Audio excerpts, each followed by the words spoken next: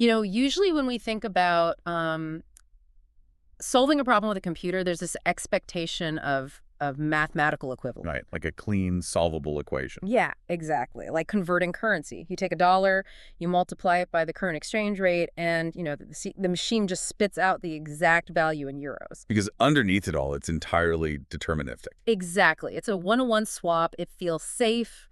It feels entirely predictable. Right, governed by absolute rules. But then you step into the world of human language, and suddenly that clean exchange rate is completely broken. We're looking at a landscape that is honestly just chaotic. Oh, completely chaotic. You try to swap one English word for one Spanish word, and the entire meaning of the sentence it shatters. It really is the absolute definition of a complex system. I mean, you pull one single thread, and the whole tapestry warps in ways you couldn't possibly predict just by looking at that individual thread. Yes. And that is the exact chaos we are wading into today. Welcome to the deep dive. Today, we're trying to figure out how computers cracked the ultimate chaotic system, which is human language. It's quite the journey. It really is. We have this massive stack of research and historical data in front of us from the field of natural language processing. Specifically, we're diving into Module 12 on machine translation. A really dense, fascinating module. Yeah, so our mission for this deep dive is to unpack the incredible evolution of how computers learn to translate. We're going to trace this from World War II code breakers all the way up to the modern day artificial intelligence running in your browser. It really is one of the most fascinating journeys in all of computer science. Because to understand how the machine translates, you are forced to understand the underlying mechanics of meaning itself. Right. You have to teach basically a box of silicon and wire what human context is. Right, which is no small feat. Yeah. So setting the stage for you listening right now, whether you're stuck in traffic or, on a long drive or just hanging out folding laundry, you are the third person in this conversation. Welcome to the table. Exactly. We are going to break down the mechanics, the math, and the neural networks behind the tools you use every single day, like Google Translate. And we'll try to strip away the academic jargon, too. Definitely. We want to figure out not just how machine translation works, but why it is so ridiculously hard to get right. And to really grasp why it's so difficult, we actually have to go back to a time before software, at least as we know it today, even existed. Yeah, I was reading through the historical background on this, and I was honestly shocked to see that the origin story doesn't start in Silicon Valley.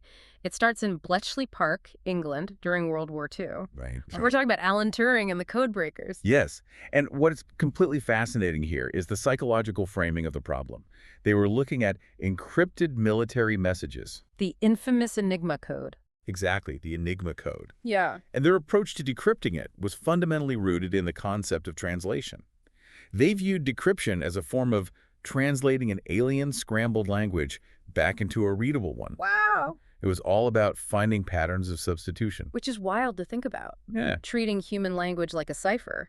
But that mindset completely carried over into the early days of computing, didn't it? It absolutely did. Because in 1948 and 1949, you have Claude Shannon and Warren Weaver introducing information theory. Right, a huge milestone. And Weaver wrote this incredibly famous memorandum that basically defined the machine translation task mathematically for the very first time. He literally suggested that when he looked at a document in Russian, he was just going to pretend it was actually written in English, but coded in some strange arbitrary symbols. Quote, "I will pretend it is written in English." It's a beautiful, if somewhat breathtakingly naive, reduction of the problem.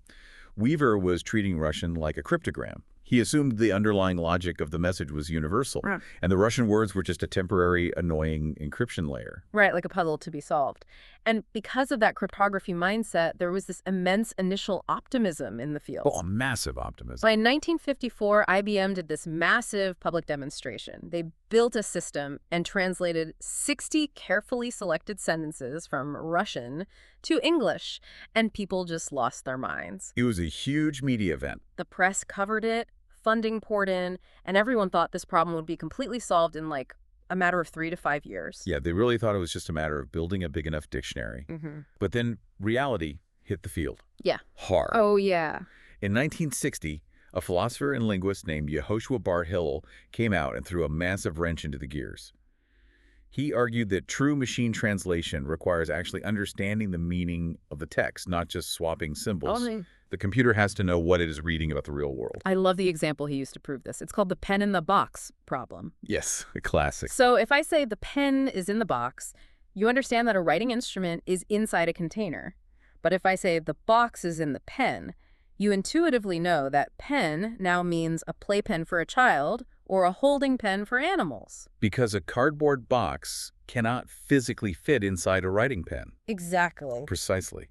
Bar-Hillel pointed out that to translate that correctly into another language, which might have completely different words for a writing pen versus an animal pen, the computer has to understand the relative physical sizes of objects in the real world. It has to know that boxes are bigger than writing pens, but smaller than animal pens. Right, which requires real-world context. Yeah. And that was a very controversial, almost depressing take at the time for computer scientists who just wanted to treat it purely as a math problem. It was devastating. And this entire debate over whether machines could actually understand language culminated in 1966 with something called the ALPAC report.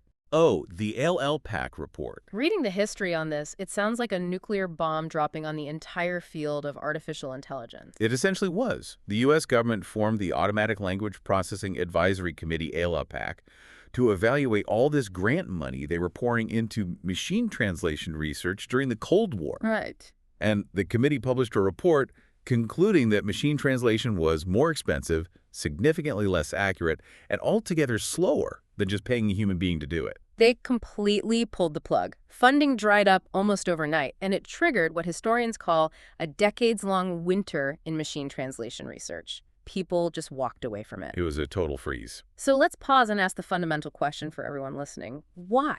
Why did those brilliant early pioneers, the people who literally invented modern computing, hit such an immovable wall? Because, as we touched on, language is messy. It absolutely refuses to be put into neat mathematical boxes.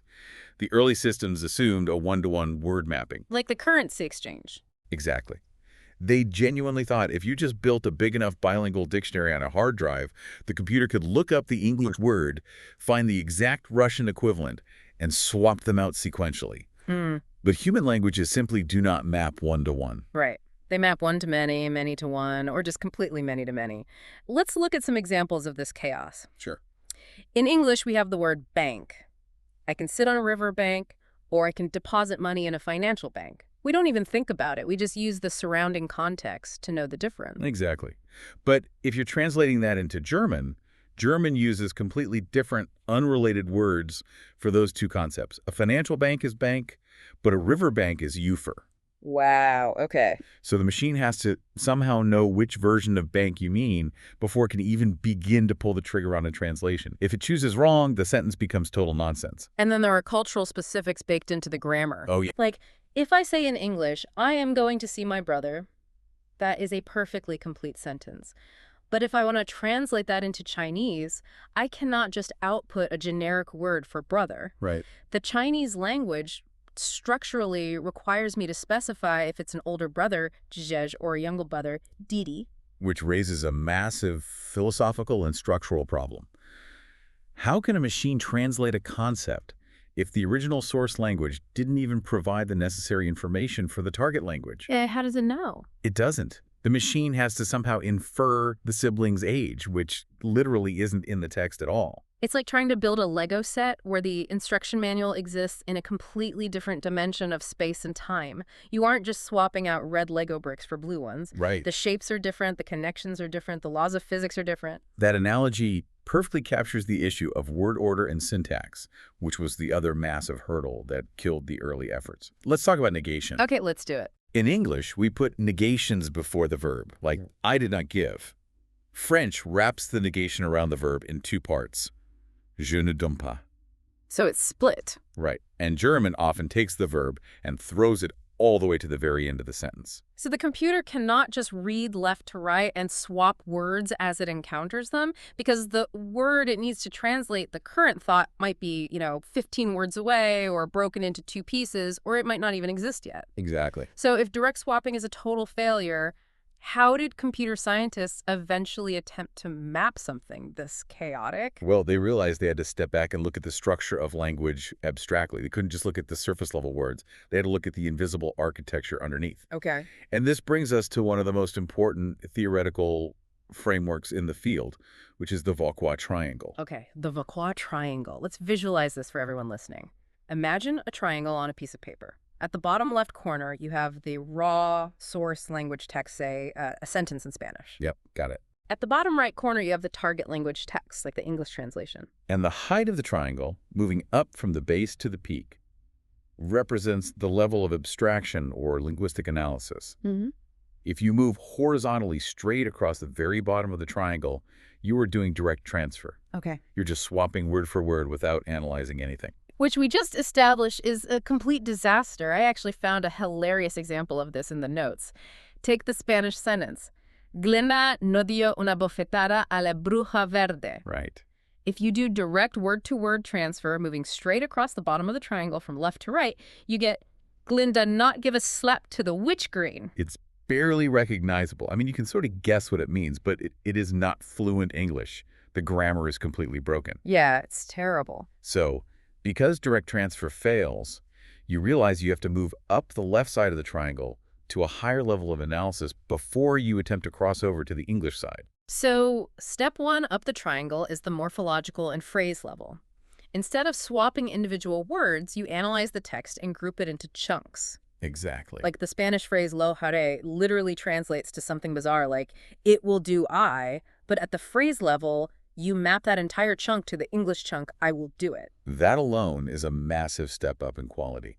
But if you want to be even more accurate, you keep moving up the left side of the triangle to syntax. Syntax, okay. Now, the machine isn't just looking at chunks, it is building a full grammatical tree of the entire sentence.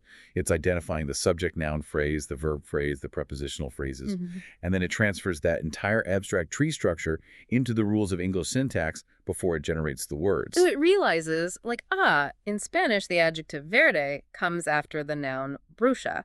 But in my English syntax tree, adjectives must come before nouns. I will physically swap their positions in the tree before I spit out green witch. Exactly. Syntax transfer is incredibly powerful. But what if you keep going up? Past syntax, you reach semantics. Okay, semantics. This is where you are trying to map the actual deep meaning of the text, independent of the grammar. But here's where it gets highly theoretical. What is at the very absolute peak of this triangle? At the peak is this theoretical concept called interlingua. The dream of interlingual was that we could invent a perfect, universal mathematical language, a language of pure thought that could express every human idea logically without any ambiguity whatsoever. It was the ultimate search for a middleman. Right. The idea was you don't translate Spanish to English. You translate Spanish up the left side of the mountain into interlingua. You strip away all the cultural baggage and grammar until you just have pure, naked meaning. Wow. And then you generate the English by walking down the right side of the mountain. If you have interlingua, you only need to teach a computer to translate a language into interlingua, and it can suddenly speak every language on Earth. But the reality, as the history shows, is that interlingua is basically a myth. It probably does not exist. It doesn't. Human thought is just too ambiguous, too rooted in lived experience and physical reality to be flattened into pure, unambiguous logic. As we saw with the older brother versus younger brother example in Chinese, meanings do not map perfectly to a universal center. You can't strip away culture from language because language is culture. Precisely. The top of the mountain is unreachable. Therefore, practically speaking, machine translation has to take shortcuts horizontally across the triangle at lower levels. Right, we have to cut across. We ruled out direct word-to-word transfer at the bottom. Semantic transfer near the top is incredibly difficult to program because meaning is just too slippery. Yeah. Syntax transfer in the middle is theoretically great, but building perfect grammatical trees for every single sentence is computationally expensive, and the system completely breaks if the original sentence has slang, bad punctuation, or a typo. Which leaves us with the pragmatic sweet spot, which is phrase transfer, moving across the triangle just a little bit above the bottom. Yes. Phrase transfer became the engine of machine translation for a very long time. Trying to teach a machine the philosophical definition of semantics is daunting, but teaching a machine that the Spanish phrase chunk X almost always corresponds to the English phrase chunk Y. That's not a philosophy problem. That is just a math problem. Okay, but I have to push back here. If we agree that phrase matching is the most practical shortcut across the Vauquois triangle, the next logical question is, how on earth Do we teach a computer to find those matching phrases automatically? Because nobody is sitting in a cubicle manually typing out a dictionary of billions of possible phrase combinations. No, definitely not. Yeah. And that very realization is what leads us out of the AI winter. Fast forward to 1990. Researchers at IBM introduced a revolutionary system called Candide. Candide. This is the birth of statistical machine translation. They completely stopped trying to teach computers the rules of language, the syntax trees and the linguistics, and started teaching them the probabilities of language. Enter our old friend from statistics, Bayes' rule. Indeed, Bayes' theorem is the mathematical foundation for almost all statistical modeling. In the context of translation, IBM broke this impossibly complex problem down into a beautiful, elegant equation. Okay, let's hear it. They said, the probability of a good translation is essentially equal to the faithfulness of the translation multiplied by the fluency of the translation. Okay, let's take our time and really unpack that math for the listener, because this is the core of how computers actually began to succeed. The formula is probability of the target sentence given the source sentence is proportional to P of source given target times P of target. Right. Let's look at the first part, faithfulness, which is written as P of source given target. Okay. This is the probability of the original source text, given the proposed target text. It asks the machine, if I have this proposed English translation in my hand, how likely is it that it would have originally been generated by this specific Spanish sentence? Right. Does it contain all the exact same information? This is known as the translation model. Wait. For those of us trying to visualize this, the math feels totally backwards. If I am translating a Spanish document into English, why am I calculating the probability of the Spanish source given the English target? Shouldn't I calculate the probability of English given Spanish? It's a brilliant quirk of how Bayes' rule decomposes probability. Yeah. This is often called the noisy channel model. Noisy channel. Imagine I have an English thought in my head, but as I try to speak into you, it goes through a noisy channel, maybe static on a radio, or in this case, the noise is that it comes out of my mouth in Spanish. Your job as the translator is to decode the noise. Oh, I see. By flipping the condition, the machine is essentially double-checking its own work. It says, okay, here is my guess for the English translation. If I were to translate this English guess backwards through my dictionary, what are the odds I get the exact Spanish sentence I started with? That's so clever. It forces the machine to account for every single word. If the English guess drops a word, the backward probability drops. If the English guess hallucinated a word that wasn't there, the backward probability plummets. So the backward math ensures it doesn't just make things up or forget things. It guarantees fidelity. But, as we know, a perfectly faithful translation can still sound like garbage.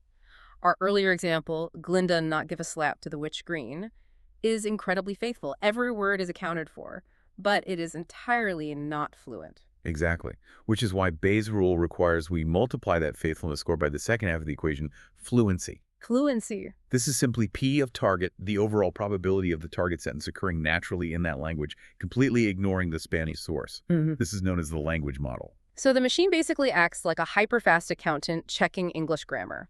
It looks at the English sentence and calculates, what are the odds of the word slap following the word a? Very high. What are the odds of green following which? Extremely low, because in English, adjectives almost always come first. So it takes the high faithfulness score, multiplies it by a terrible fluency score, and realizes that which green is a bad path. Precisely. It balances the faithfulness of the dictionary swap with the statistical fluency of natural English grammar. Okay, the equation makes perfect sense. But this raises the million-dollar question. How does the computer actually learn these probabilities? How does it know that the chunk una bofetada equals a slap, or that adjectives come before nouns? The secret sauce is something called parallel corpora. Parallel corpora. To learn these probabilities, the algorithm needs to consume millions, if not billions, of sentences that have already been translated side by human beings. It needs a Rosetta Stone. The Rosetta Stone is the perfect historical analog here. The original Rosetta Stone featured a single royal decree written identically in 3 scripts: Egyptian hieroglyphs, Demotic script, and Ancient Greek. Exactly. Because modern scholars could read Ancient Greek, the Greek text acted as the cryptographic key to unlock the hieroglyphs. Statistical machine translation works the exact same way, just on a massive industrial scale. It's pattern matching at scale. But the challenge is, where do you find millions of perfectly translated sentences in the modern world to feed the computer? I was amazed by this. You don't get them from novels or poetry, you get them from bureaucrats and lawyers. Yes, legal and parliamentary texts are the ultimate gold mine of parallel corpora. Look at the European Union. By law, major EU documents, speeches, and regulations must be translated into the official language of every member state. You have identical documents in 24 languages. And Canada. Because of their bilingual federal laws, the Canadian Hansards, the official records of parliamentary debates, are painstakingly transcribed and translated into both English and French. We have this massive, endless river of perfectly aligned human translations going back decades. And the algorithms just devour this data. They don't try to understand the politics or the laws. They just sit there and count. If the word mañana appears in a Spanish document 10,000 times and the word tomorrow appears in the exact corresponding English sentences 9,800 times, The machine doesn't actually know Spanish or English. It doesn't know what a day is or what the sun rising means. It just calculates that 98% of the time, this specific sequence of characters strongly correlates to that sequence of characters. It's purely statistical correlation. exactly. But wait, it is not quite as simple as just counting identical words in identical sentences. Because, as we discussed with the Vauquois triangle, languages have different word orders and different word counts. True. If the machine is looking at an English sentence with 10 words and a French translation with 12 words, how on earth does it line up the chunks to build that probability table? If I just hand you two documents, how does the machine know which word maps to which? That is the core of the alignment problem. To solve it, the computer builds a very specific mathematical grid called an alignment matrix. Let's visualize this matrix. Imagine a spreadsheet. Across the top row, you have the English words of a sentence, one word per column. Down the left side, you have the French words, one word per row. The grid in the middle is where the math happens. In a very simple sentence like John loves Mary, translated into French as Jean aime Marie, the alignment matrix is perfectly diagonal. Okay. The computer notes that John maps to Jean in the top left cell. Loves maps to aim in the second diagonal cell, Mary to Marie in the third. It is a clean, straight line from the top left to the bottom right. But sentences are rarely that clean. Consider the sentence, Mary swam across the lake. If you translate that into French, it becomes Marie a traversé le lac à la nage. The matrix suddenly becomes a chaotic mess of intersecting lines. Because the English verb phrase swam across translates into a multi-word French phrase, à traverser à la nage, that is physically split up by the object of the sentence. Word 2 in English might become word 3 and word 7 in French. And here's the craziest part of the alignment matrix. Sometimes words just disappear entirely. The math actually accounts for something called a null target. Right, the null target. An English word might have absolutely no corresponding word in the French translation, so it maps to an empty, invisible column. Or vice versa, a French word has to be generated out of thin air because French grammar requires an extra preposition, even though there's no direct English source word triggering it. And sometimes, multiple French words refer back to a single English word. The matrix tracks all of these chaotic, crisscrossing connections. Through a mathematical process of iteration, guessing, and refining over and over, the computer analyzes millions of these matrices. Slowly, it builds a massive statistical dictionary of phrase alignments. It learns that the chunk no dio strongly aligns with the chunk did not give. Okay, so the computer has read decades of Canadian Parliament records, it has built millions of alignment matrices, and it has successfully compiled this massive statistical dictionary of phrase chunks and their probabilities. The training is done. Done. Now, I log onto my computer and I ask it to translate a completely new, never-before-seen Spanish sentence. How does it physically generate the output without just crashing from the sheer number of options? Because the options are indeed staggering. When the computer looks at a new Spanish sentence, it chunks it up. But it doesn't just find one translation for each chunk. It finds dozens. Una bofetada could be statistically translated as a slap, slapping, the slap, or just the verb slap. So it builds what researchers call a phrase lattice. I picture this as a massive, intricate spider web. The starting point is the beginning of the sentence, and every possible phrase translation is a different branching path you can take through the web. And the goal of the algorithm is to navigate from the start of the sentence to the end, picking a path through the web that maximizes that Bayes equation we talked about earlier. The highest combined score of faithfulness did we use high probability phrase alignments, And fluency does the resulting English path string together smoothly. But if a sentence is 20 words long and every word has 5 possible translations, the number of possible paths through that web is astronomical. It branches exponentially. Oh, massively. The computer can't possibly calculate every single full path to the end before deciding which one is best. It would take centuries to translate one paragraph. This is where we see true computational ingenuity. Yeah. To navigate the lattice without crashing the server, the system uses a search algorithm called beam search. Beam search. How does that help us navigate the spider web? Think of it like a grandmaster playing chess. A grandmaster doesn't calculate every single possible sequence of moves until the end of the game before moving a pawn. There are more possible chess games than atoms in the universe. Right. Instead, they calculate a few moves ahead, evaluate the board, and immediately throw away the garbage paths. They only keep their focus on a beam of the most promising options. Ah, so the computer doesn't wait until the end. It translates the first chunk, and maybe it generates 5 possible English starts. It scores them for fluency and faithfulness. If one of those paths looks terrible, like starting the sentence with slapping the give not, it immediately prunes that branch of the web. It cuts it off. It only keeps the top few surviving paths, the beam, and then moves to the next chunk, branching out only from the survivors. Exactly. It scores the transitions step by step, constantly pruning the worst options to save computing power and memory until it reaches the end of the sentence and outputs the single path with the highest overall statistical score.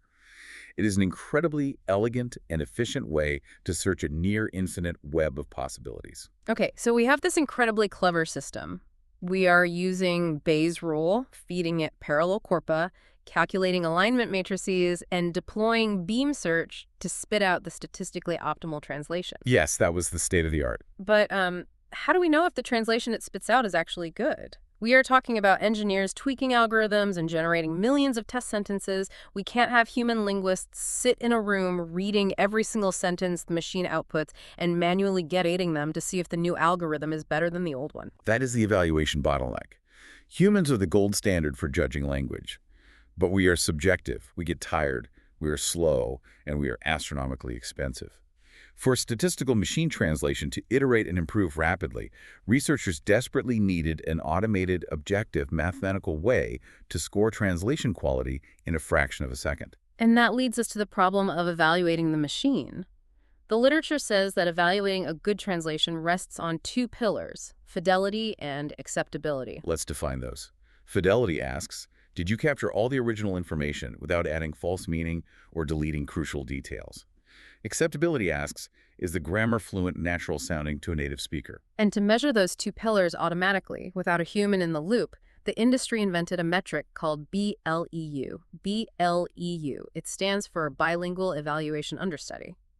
I want to spend some time on this because it is brilliant but also deeply flawed. The BLEU metric is essentially a highly sophisticated overlap calculator. It compares the machine's proposed translation against one or more reference translations that were previously provided by actual humans. Let's break down exactly how this math works step by step.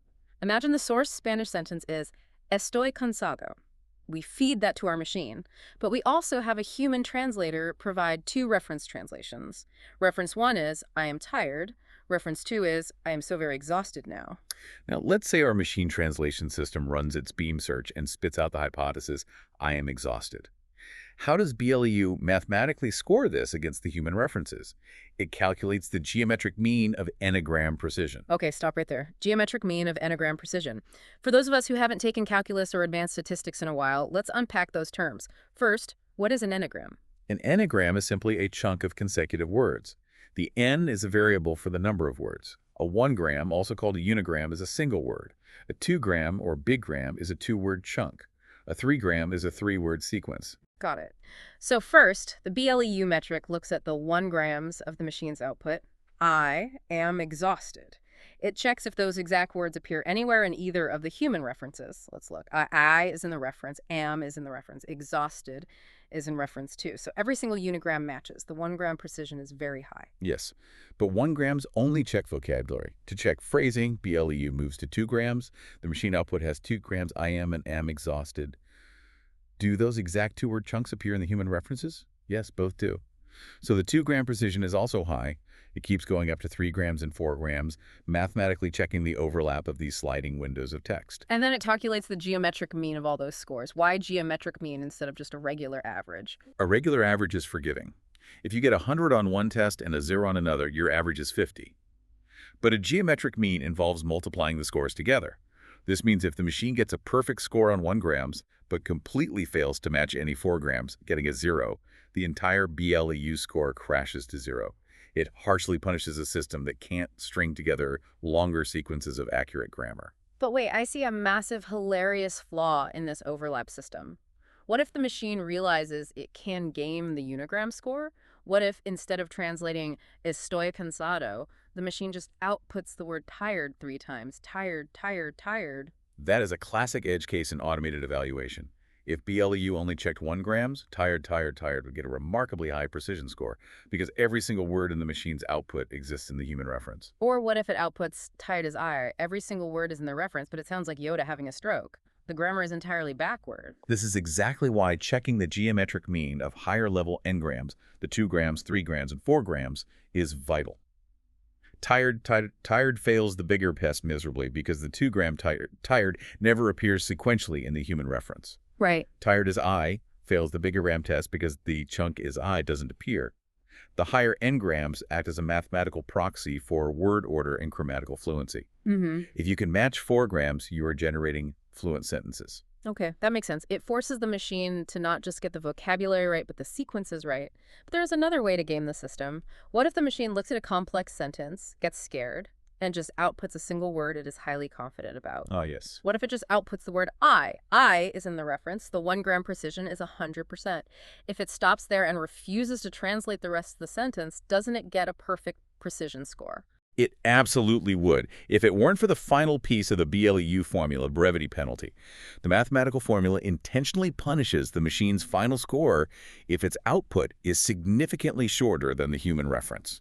So it says, congratulations on getting a perfect match on the word I, but the human wrote 20 words and you wrote 1, so I am multiplying your score by 0.05. Exactly.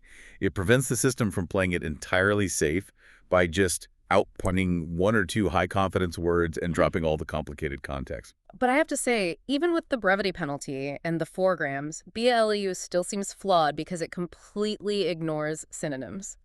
Think about how you would grade a paper. You read it and you feel if the meaning is right, even if the student used different words. But the computer can't do that. No, it can't. If the human reference is I am exhausted and my machine brilliantly translates it as I am totally spent, the BLEU score will ruthlessly give it a 0 for the end of the sentence because the exact characters of totally spent aren't in the reference. You are entirely correct. BLEU is fundamentally incapable of recognizing paraphrasing or synonyms. It is a rigid, literal string matching tool. But you have to remember the era. Okay. At the time, we didn't have neural networks that understood synonyms. We needed a fast, automated way to track general progress across millions of sentences. And statistically, across a massive corpus, BLEU scores correlated remarkably well with human judgment. It was a proxy. And it is amazing to think that this mathematical metric, combined with the phrase lattices, the alignment matrices, and Bayes' rule, practically carried the entire field of machine translation through the 1990s and 2000s. If you used AltaVista's Babelfish or early Google Translate, you were using this exact math. It was a golden era of progress. But eventually, statistical machine translation hit a hard ceiling. The progress plateaued. Why? Did the spiderweb just get too complicated to search? Essentially, yes. The phrase lattice approach was ultimately too rigid. It was still relying on hard-coded probabilities of isolated chunks. If you had a sentence with a complex dependency where a word at the very beginning of a long sentence drastically changed the meaning of a pronoun at the very end, the chunk-by-chunk beam search would often lose the thread. Oh, wow. It couldn't grasp the holistic context. To truly capture deep context and long-range dependencies, the field realized it needed a completely new architecture. Which sparks the incredible neural revelation of the 2010s. This is where we stop treating translation as a rigid statistical alignment problem and start treating it as a dynamic language generation problem using neural networks. This is a monumental shift. Instead of counting phrase frequencies, we began using artificial neurons to map language into continuous mathematical space. Before we talk about the networks, we have to explain how neural networks actually read words. Because a neural net can't read the letters APPLE, it only speaks math. So they had to invent something called word embeddings or vectors. Yes. A vector, in this context, is simply a list of coordinates. Imagine a high-dimensional space, not just 3D like the room you're sitting in, but say 512 dimensions. The network assigns every word in the dictionary to a specific coordinate point in that 512-dimensional space. It gives every word a GPS location in a universe of meaning. Exactly. And the network trains itself so that words with similar meanings are physically grouped closer together in that space. Dog and cat have coordinates near each other. Dog and democracy are light years apart. That makes sense. Furthermore, the geometric relationships between words capture linguistic concepts. The distance and direction from the coordinate from man to king is the exact same distance and direction as from woman to queen. That still blows my mind every time I hear it. The machine mathematically discovers gender or plurals just by analyzing the geometry of these coordinates. So once we converted words into these vectors, we fed them into the first major neural translation architecture, recurrent neural networks, or RNNs. The basic operational idea of an RNN is that it reads a sentence, left to right, one word vector at a time. And as it reads each word, it updates a mathematical summary of the sentence called a hidden state. I always imagine the hidden state like a snowball rolling down a hill. You start with the first word and you pack it into the snowball, then you roll it over the second word, and it absorbs that meaning, mixing it with the That's a first. great visual. It keeps rolling, picking up information word by word, summarizing the entire context of the sentence in this swirling mathematical snowball. That is a highly accurate visualization. And then, once it has read the entire source sentence, it uses that final, fully packed snowball, the final hidden state, to start generating the target translation, outputting words one by one. But there is a massive flaw with standard RNNs when applied to translation. It brings us right back to the chaos of syntax we talked about earlier, the Glinda problem. The Spanish sentence was Glinda no dio, which translates to Glinda did not give. Let's trace a standard RNN's real-time decoding process to see why it fails. It reads the first word, Glinda. The RNN immediately outputs the English word, Glinda. Okay. The next Spanish word is no. The RNN needs to immediately output the next English word. But the correct English translation of that sequence is did not give. How can the machine possibly know to output the auxiliary verb did when the main Spanish verb dio hasn't even appeared in its left-to-right reading sequence yet? It can't. It is flying blind. It is being forced to make a permanent decision about the future of the sentence without having seen the future words. It's like trying to translate a sentence while someone is speaking to you, but you have to translate each word the millisecond it leaves their mouth without knowing how they are going to finish their thought. It leads to catastrophic grammatical errors because the network constantly paints itself into corners. So, to solve this blind flying issue, researchers developed a new architecture, the sequence-to-sequence model, or C2-sec. Instead of trying to translate word by word on the fly, a seq2-sec model splits the task into two separate neural networks, an encoder and a decoder. Meaning it finally learns to patiently wait. The encoder network collects the entire source sequence. It rolls that hidden state snowball all the way to the period at the end of the sentence, packing all the meaning into a single final context vector. Only then does it hand that complete holistic context vector over to the separate decoder network to start generating the English translation. It ensures the decoder has the full picture of the sentence before it starts guessing words. But we can actually improve on this even further. Why limit the encoder to only reading the sentence from left to right? Enter the bidirectional LSTM. LSTM stands for Long Short-Term Memory Networks. This is such a cool architectural leap. The machine reads the entire sentence left to right to build one context vector. And Ellie, it reads the exact same sentence backwards, right to left, to build a second context vector. It fundamentally changes the network's understanding of the context. LSTMs are special because they contain mathematical gates, like a forget gate and an input gate, that learn exactly which information is important to keep in the snowball and which filler words to throw away. The bidirectional part is exactly like reading a complex detective novel. If you read the book normally, left to right, you are guessing who the killer is based on limited clues. But if you read the last chapter first and then go back and read chapter 1, suddenly all the subtle clues make total sense. You see the setup because you already know the payoff. Beautifully said. Bidirectional reading lets the neural network see the whole grammatical picture from both temporal directions simultaneously. It is a profound structural advantage. Bidirectional seq2-sec models with LSTMs absolutely dominated the state-of-the-art for several years. They wiped statistical machine translation off the map. But as with all architectures, as sentences grew longer and more complex, it hit a severe theoretical bottleneck. The snowball got too tightly packed. Precisely. You are asking the encoder to compress the meaning of an entire sentence, no matter how long or complex it is, into a single, fixed-size mathematical vector. I often describe this as the post-it note bottleneck. Let's expand on that. Because it's not a magic expanding vector, it has a strict limit, right? Let's say our vector is 512 dimensions, 50 numbers. Yes, a fixed length of floats. It is exactly like asking someone to read a dense 3-page legal contract and then telling them they have to summarize every single binding clause, nuance, and dependent variable onto a single standard yellow post-it note and then hand that tiny note to a lawyer in another room to write the translation. Eventually, you just run out of space on the post-it note. If the sentence is 5 words long, 512 dimensions is plenty of space to capture the detail. But if you try to cram a 50-word paragraph into those exact same 512 dimensions, the math literally gets squished. The resolution drops. Wow. The neural network's LSTM gates are forced to start forgetting the words it read at the very beginning of the sequence because the mathematical representation is being constantly overwritten by new information at the end of the sentence. The fidelity of the early words degrades to static by the time the decoder starts its job. Which means we need a way to stop squishing everything down into one fixed point. We need a way for the decoder to look at the whole original document while it's translating, not just the tiny summary post-it note.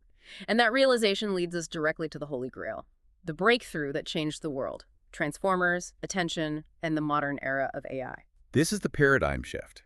In 2017, researchers at Google published a paper titled "Attention is All You Need." It introduced the transformer architecture, which completely dismantled the CQ-sec post-it note bottleneck. Attention is all you need. That has to be one of the most famous, most heavily cited titles in computer science history at this point. Without a doubt, it is the foundation of the current AI boom. The core innovation of the transformer is right in the title, the attention mechanism. Instead of forcing the encoder to compress the entire sentence into a single vector, the transformer allows the decoder to maintain a direct line of sight to every single word in the source sequence independently. The literature describes this as giving the decoder a spotlight. A mathematical spotlight, yes. Let's walk through how it generates a word.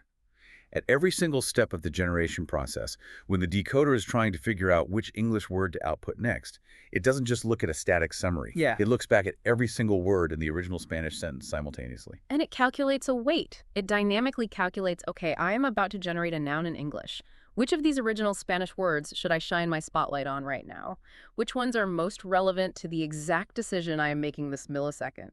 It creates a dynamic web of contextual weights using a process called self-attention, which calculates queries, keys, and values. Queries, keys, and values. Let's make sure that makes sense to everyone listening. How does that database terminology apply to a neural network reading a sentence? Think of it like a filing cabinet system. Every word in the sentence generates a query, asking a question about what context it needs. It also generates a key, describing what kind of context it can offer to other words. And the value is the actual mathematical meaning of the word. Okay, so how does it translate? So if the network is translating the word bank, the query for bank searches all the keys in the sentence. It finds the key for the word river nearby. The attention mechanism calculates a high match and shines a bright spotlight on river, merging their values.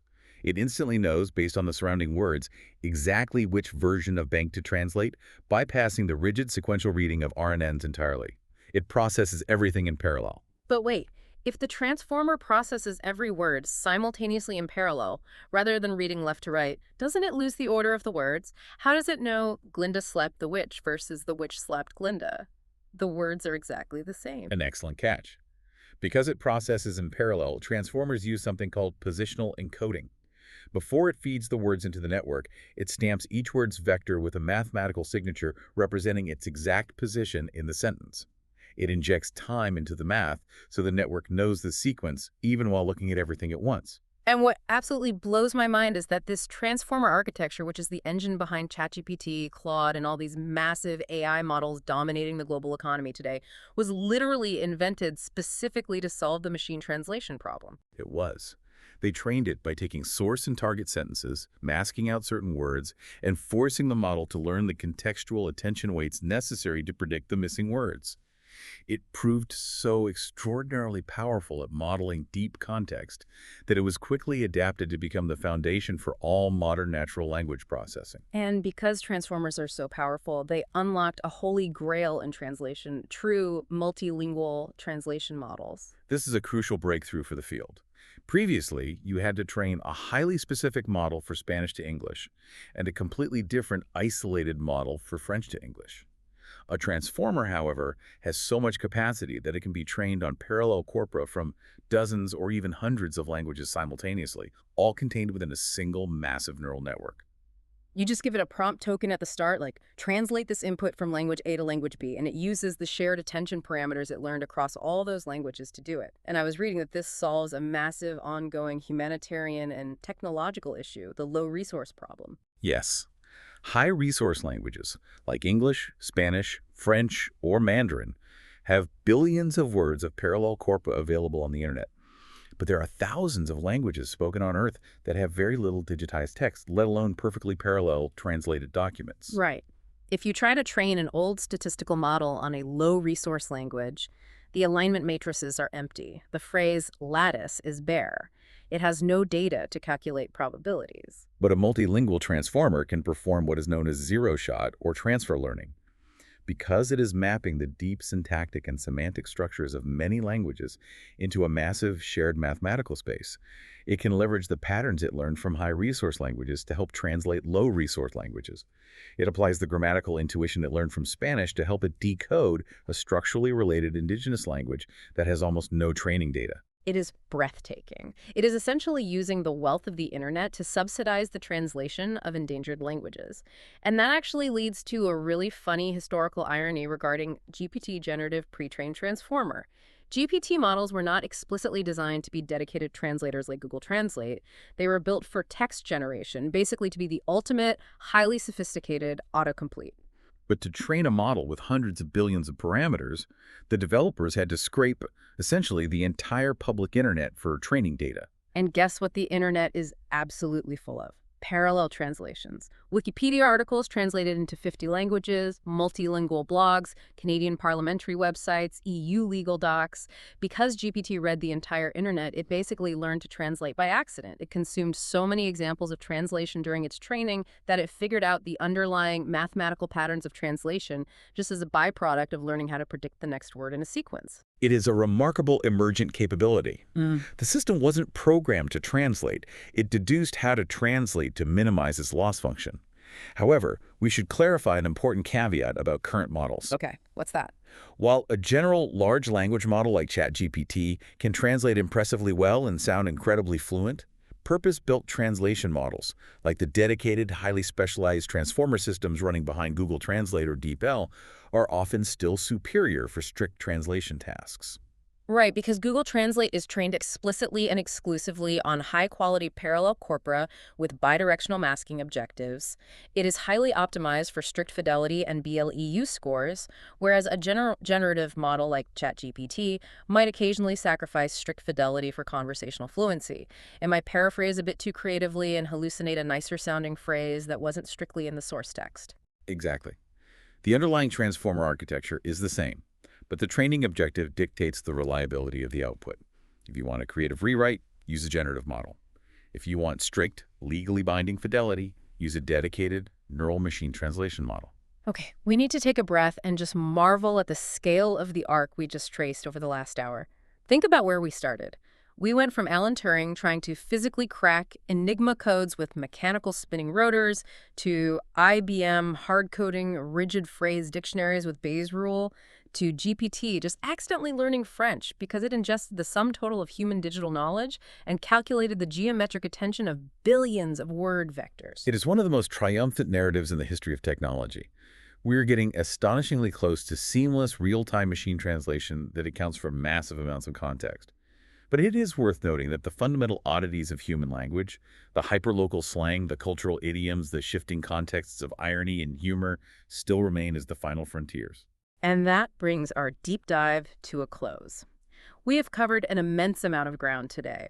We explored the theoretical heights of the Vauquois triangle. We navigated the tangled webs of phrase lattices and alignment matrices. We evaluated math with ELEU scores and brevity penalties, and we unpacked the snowball of hidden states to finally shine a spotlight on the magic of transformers. It truly is a testament to human ingenuity that we have somehow figured out how to teach sand and silicon to map the invisible contours of human thought. It really is.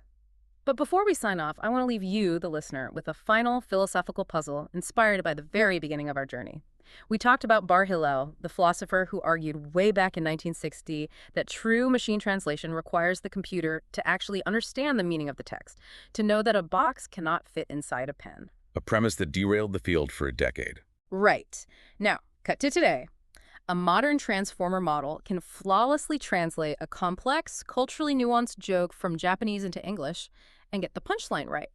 It does this by mathematically calculating attention weights and queries and keys across billions of parameters in a 512-dimensional space. So here's the question for you to mull over as you finish your drive or go about your day.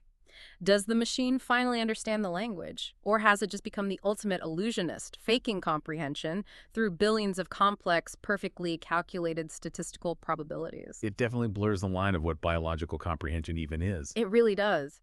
Keep questioning the AI tools you use every day. Think about the incredible math hiding behind that simple translation app on your phone.